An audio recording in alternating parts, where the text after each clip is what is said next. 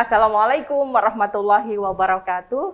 Anak-anak siswa-siswi baru SMA Negeri 3 Kediri, bagaimana kabarnya? Selalu semangat dan selalu sehat untuk mengikuti kegiatan MPLS 2021-2022.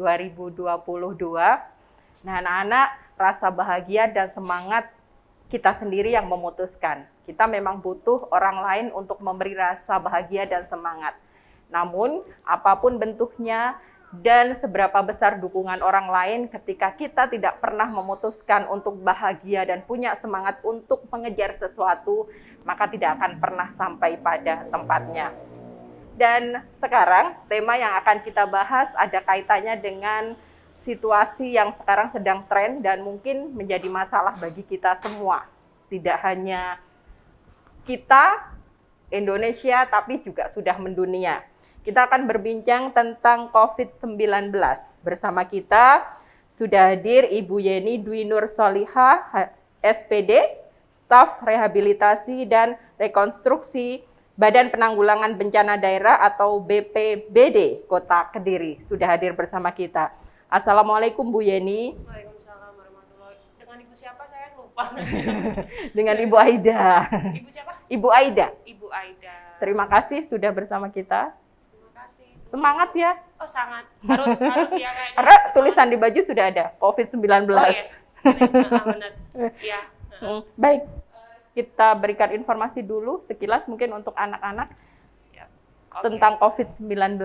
Tapi sebelum kita melanjutkan materi, sebelum saya memberikan sedikit materi, kita bahasnya sini sharing aja ya, biar lebih enak gitu. Mungkin Bu Aida bisa mengikuti saya. Salam khasnya BPBD ini wajib ya untuk kita yang di BPBD. Salamnya itu salam tangguh namanya. Dan itu nanti 3 kali Bu Aida. Nanti kalau saya bilang salam tangguh, Bu Aida juga bilang tangguh ya. Bisa ya Bu Aida? 3 kali ya, tangguh. Iya. Oke. Salam tangguh. Nah, itu salam penyemangat kami yang ada di BPBD Kota Kediri. Karena banyak sekali ya yang diselesaikan. Gitu. Banyak sekali mungkin BPBD bukan hanya di bencana alam saja, mungkin seperti saat ini kita sedang bencana sekarangnya bukan nasional lagi ya, internasional. Ya luar biasa, dampaknya luar biasa, sangat di kita itu sangat bukan secara ekonomi aja sih menurut saya Ibu, mungkin lebih ke sosial. Kita juga sekarang tidak bisa seperti dulu lagi, kita nggak bisa nongkrong lagi ya, kita tidak bisa apalagi di sekolah sangat gimana ya, saya bilang terbatas ya di pendidikan itu sangat semua apalagi semua sekarang jadinya arahnya ke era digital. Semua daring semuanya, online semuanya.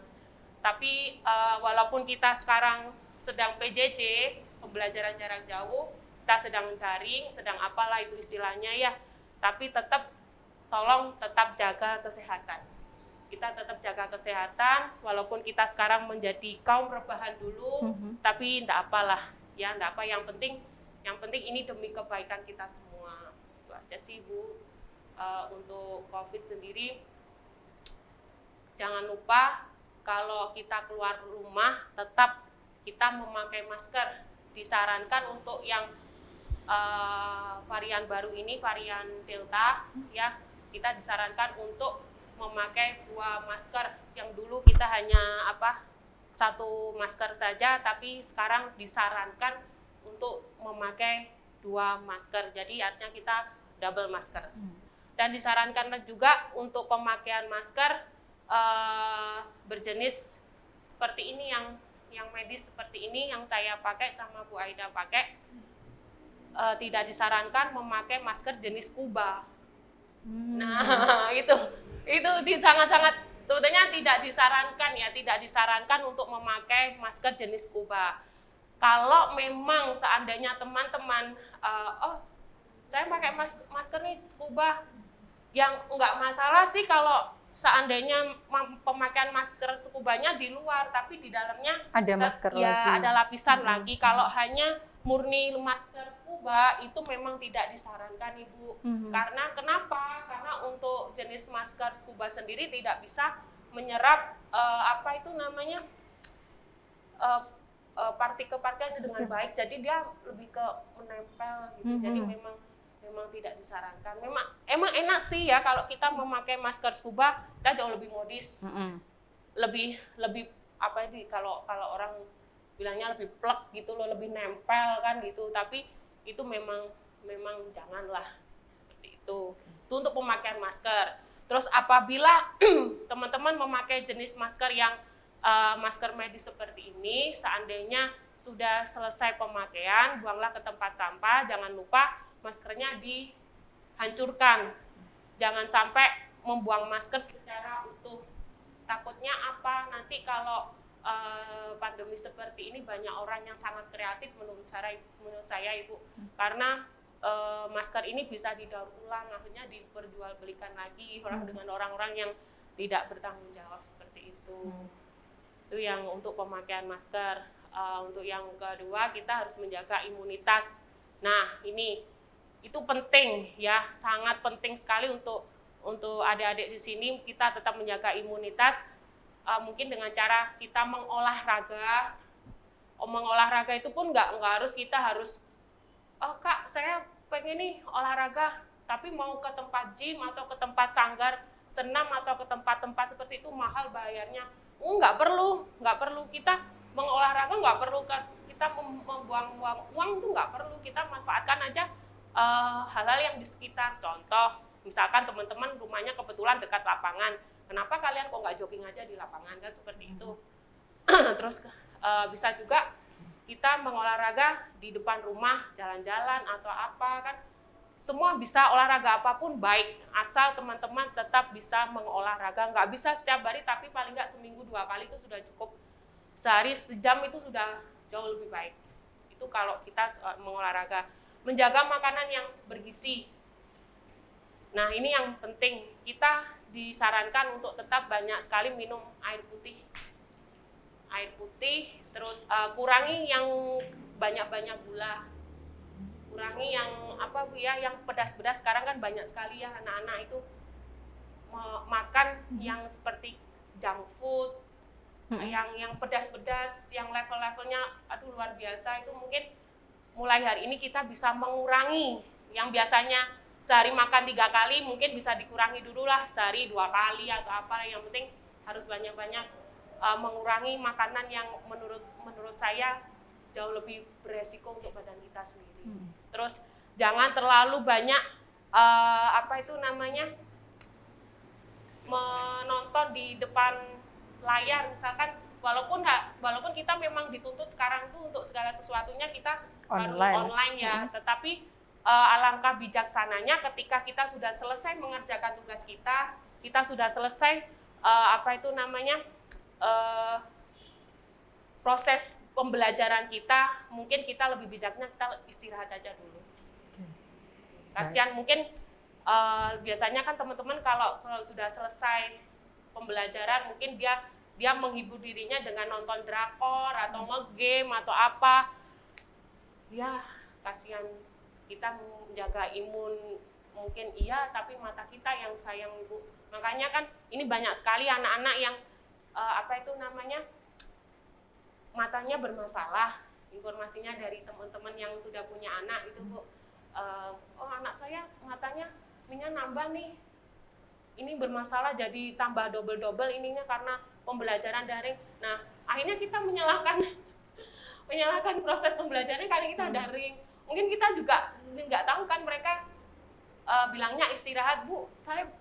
Kamu istirahat? Enggak. Ini buat tugas. Nah, itu ternyata dia kan nge-game atau apa, itu kan kesempatan anak-anak untuk banyak sekali alasan yang akhirnya merugikan dia sendiri kan itu. Terus hindari keluar di tempat keramaian. Mungkin lebih enaknya kalau bukan berarti kita nggak boleh keluar sama sekali Bu ya. Bukan berarti kita tidak boleh keluar sama sekali, tetap tetap monggo silakan beraktivitas di luar, monggo silakan. Tetapi yang di sini yang disarankan ya kita keluar sesuai kebutuhan aja. Kalau semisal kita mau keluar belanja, kita mau keluar mau beli jajan, mau beli boba atau mau beli apa, terserah. Setelah keluar langsung aja pulang ke rumah. Jangan sampai membuat kerumunan kan gitu yang kita khawatirkan untuk saat ini gitu. Kalau dibilang kita jenuh, kita kan masih muda, pengen nih nongkrong-nongkrong, apalagi sekarang tempat-tempat kekinian banyak, lo silakan. Tapi apa ya bagus dengan situasi seperti ini kalau kalian nongkrong-nongkrong. Mungkin kalian sehat kan belum tentu yang di rumah nanti sehat juga seperti yang teman-teman rasakan kan gitu. Kita sama-sama saling menjaga lah. Menurut saya kalau COVID ini yang lebih ditekankan sih bukan ininya Bu ya, lebih ke egoisnya personal sendiri nggak sih Bu, menurut Bu Aida? Keegoisan kita sendiri, ya nggak sih? Karena tidak mau menjaga iya prokes ya. Iya, makanya sebenarnya peraturan itu bagus sekali. Kalau teman-teman cermati, kita memikir secara logika aja, mungkin peraturan itu sangat baik sekali. Tetapi yang tidak baik di sini ada cara kita memandangnya, cara kita memaknainya peraturan seperti itu. Artinya kita masih melihat ini dengan keegoisan kita sendiri. Oke. Kalau dari pantauan BPBD, angka COVID di Kota Kediri sampai sekarang ini seperti apa? Luar biasa. Luar biasa bertambah ya. Luar biasa bertambah. Ya ini saya gini, menginformasikan jangan kita di angka ya, nanti takutnya kalau kita menginformasikan di angka kita apa itu Ibu, mereka jadi teman-teman di sini menjadi angka itu ada suatu volume yang sangat besar. Membuat mereka akhirnya drop gitu. Jadi yang saya bilang tingkatannya luar biasa aja. Tingkatannya luar biasa, makanya kita apa itu namanya sampai sekarang peraturannya terus kita tingkatkan. Terus kita tingkatkan. Ya namanya kita sudah berusaha, tapi kalau teman-teman sendiri, mungkin masyarakat sendiri kurang bisa kita ajak komunikasi dengan baik, ya kayaknya juga masih kurang sempurna. Iya nggak sih Bu Ida? Iya. Kalau lihat ada prokes yang harus dipatuhi, memakai masker, menjaga jarak, kemudian tidak keluar kalau tidak penting. Ini satu yang sekarang lagi muncul di kalangan remaja. Ada yang santai, mereka keluar dengan biasanya, tapi ternyata ada beberapa keluhan yang mereka cemas dengan kondisi yang sekarang ini. Belajar di rumah, kalau keluar rumah serba salah juga, kemudian takut terjadi hal-hal yang tidak diinginkan. Kira-kira ini apa yang harus dilakukan untuk memicu semangat lagi, mungkin mengurangi rasa cemas di kalangan remaja terkait dengan COVID-19 ini? Iya, baik. Kalau kita bicara di sini soal cemas ya, semua orang pasti cemas. Tetapi apakah kita bijak juga mengikuti rasa cemas kita? Mau sampai kapan kita semua akan cemas? Justru kalau kita semakin cemas, kita semakin khawatir, justru itu yang akan kita rasakan. Karena menurut saya, kita adalah apa yang kita pikirkan. Kita adalah apa yang kita lihat. Kita adalah apa yang kita makan. Kita adalah apa yang kita minum. Kita adalah apa yang kita dengar. Jadi di sini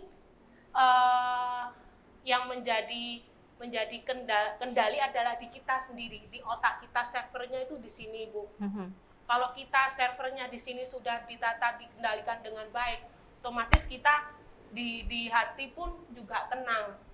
Kalau kita tidak bisa mengendalikan ini dengan baik, kalau kita terus merasa cemas boleh, tapi kayaknya maaf, ini istilahnya gini ya, cemas boleh, tapi kita kehilangan logika jangan.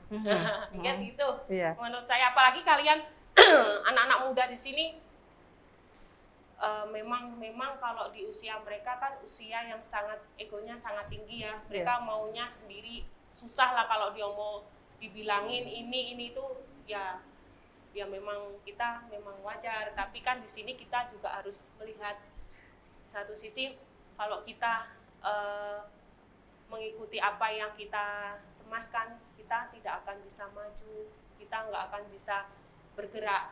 Kita tetap aja stay di situ, mau sampai di sini terus kan kita nggak mau. Iya. Oke. Nah, ini anak-anak juga perlu tahu yang di rumah gejalanya seperti apa. Mungkin pernah membaca sekilas, mendengar dari orang lain atau dari orang tuanya sekilas gejala COVID. Kalau kan BPBD yang sudah langsung menangani, ya. Maksudnya langsung berseberangan dengan COVID-19 ini. Ini apa yang sering muncul atau dialami oleh masyarakat di Kota Kediri, Bu Yeni? Kalau pada umumnya, Iya. kalau pada umumnya kita bilang gejala umum itu pasti flu batuk. Flu batuk. Sama seperti kita sedang influenza.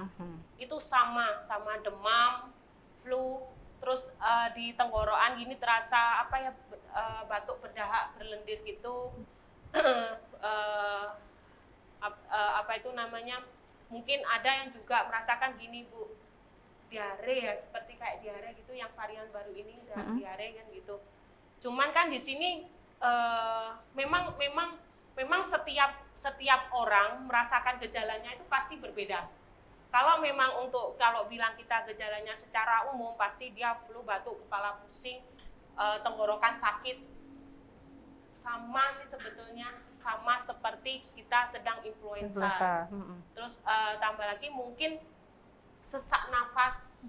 Nah, seperti itu sih yang rata-rata teman-teman yang saya alami. Kalau hilang indera penciuman itu, apakah memang semuanya seperti itu rata-rata? Iya, rata-rata iya.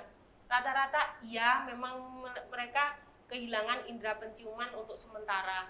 Tapi memang bukan terus berlanjut sampai lama sih, kembali lagi tergantung daya tubuh setiap orang masing-masing berbeda.